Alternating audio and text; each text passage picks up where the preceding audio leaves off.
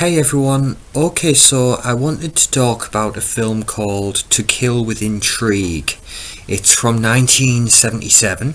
It was directed by Lo Wei and it stars Jackie Chan and Fong. It's interesting because I really like Jackie Chan, but my thing is that sometimes his comedy and his slapstick get a bit much. I appreciate it's very, very popular with a lot of people, but for me, it's just I can't get away with it. And now I know, of course, one of Jackie Chan's big influences was Buster Keaton, so obviously Jackie emulates that a lot and incorporates that sort of stuff into his films. It comes from a place of love, and it's an homage in a lot of ways, and you got to admire it, absolutely. But I gravitate more towards those more serious roles of Jackie Chan's, where he's basically playing it straight, and I think To Kill with Intrigue is a really good example of that. It's obviously a very early role for him, but it's played straight. It's a serious role. It's essentially a revenge film. This is basically it's about warring clans, basically, and the clan of which Jackie Chan is a part is it's wiped out, and his mother and father are killed during the attack, and Jackie Chan's the only member of the clan left alive. So obviously, he wants revenge on the people who did it, and obviously they were led by Fong's character. And initially, when she's introduced, Fong, she's set up to be the villain of the piece. But then, as things go on and things play out, you realise that there's a bit more to it than that, and there's more to her character than first appears. And also there's a subplot of the girl that Jackie Chan's in love with, his love interest in the film, who's pregnant with his child. But obviously, when Jackie Chan learns about this trouble that's coming, and obviously him and his clan are going to be targeted, they're going to be wiped out, Jackie Chan basically pushes her away and sends her off, that she won't be caught up in all of this. So obviously when he's left alive after everything transpires, obviously there's, yes, I got to get revenge on the people who killed my parents and my clan, but then I've also got to go and find my girl. I've got to get my girl back, because she's out there in the wilderness. Got to find her. So it's good, and obviously, as you say, it's initially presented as a simple revenge mission. Obviously we've got our target in Fong, and we've got to go track her down, and we've got to wipe her out to get even. But as things play out, it seems as though there's more at work than we first realise, and obviously there's some twists and turns and revelations along the way where Jackie Chan's character realises, oh wait, there's something greater at work here. So it is an interesting film, and it's very, very well done. There's of course the choreography in this, and the action set pieces are spectacular.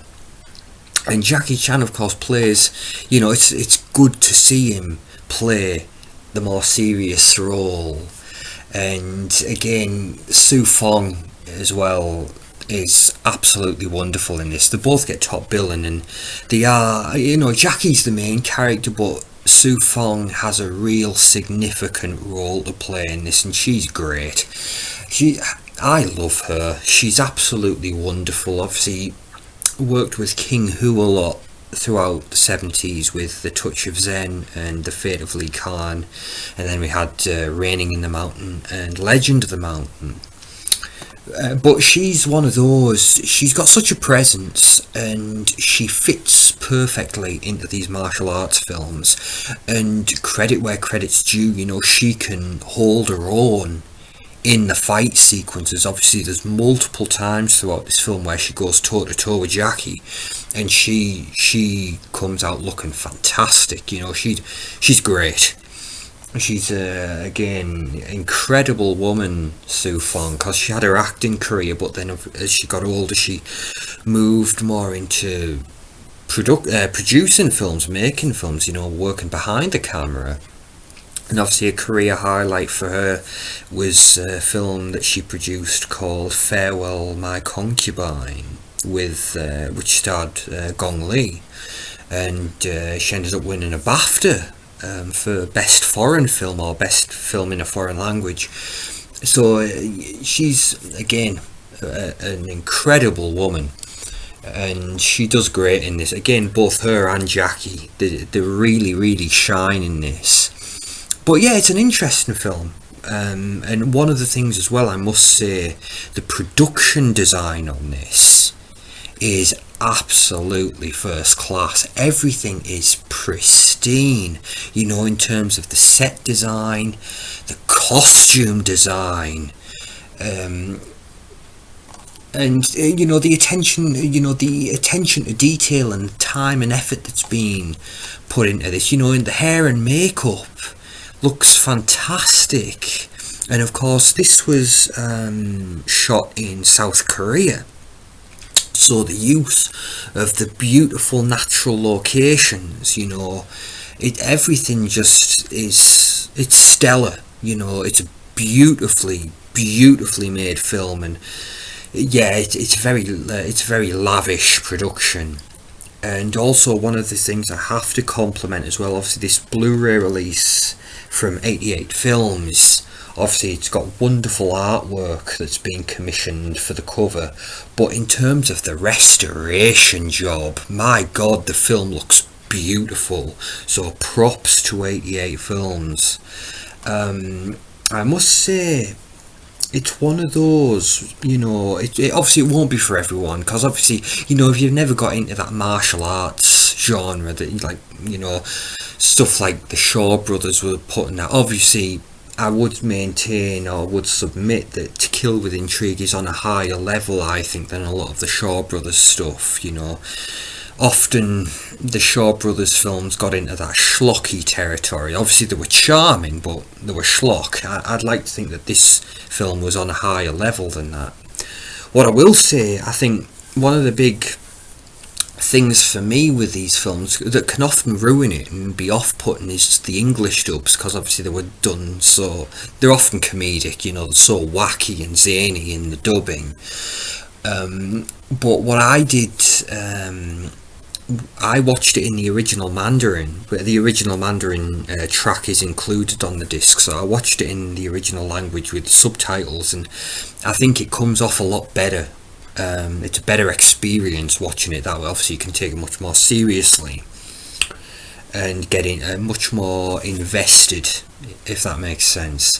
What I will say is there is certainly wackiness to be found within the film, even though it's played straight in terms of the story's serious, but we get into obviously the choreography and the fight scenes, and there's a lot of flying around, and they are very over the top sequences, and physics completely gone, you know. So again, it's yeah, and obviously the over the top sound effects, of course, so that's all in there, and it adds to the charm. And I will say, in the early going, during the sequence where the clan is wiped out, there are hints or flirtations with the supernatural, and you start to wonder, oh, hang on, this is getting wacky, this is getting zany. Are we getting into Kung Fu from Beyond the Grave territory?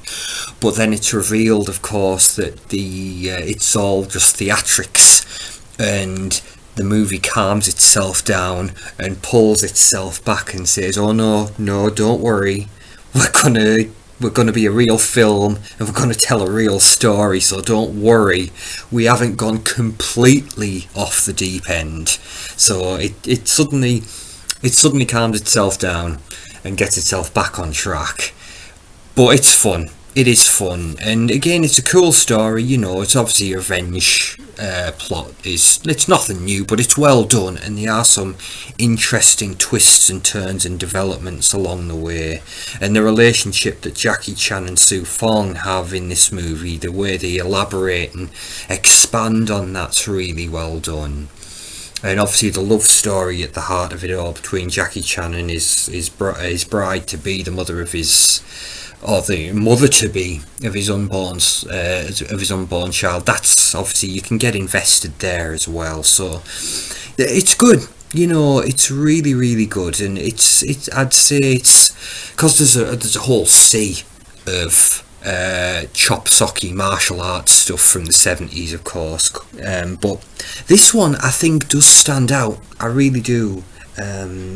So it's worth picking up, especially if you're a Jackie Chan fan. You know, what I will say, I was pleasantly surprised because reading some of the reviews, they were quite mixed.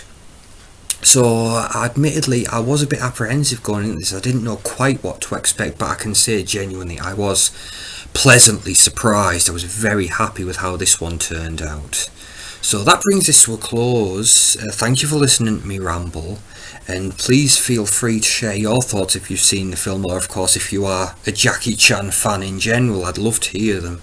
But thank you for indulging me. I really do appreciate it, and I'll see you in the next one.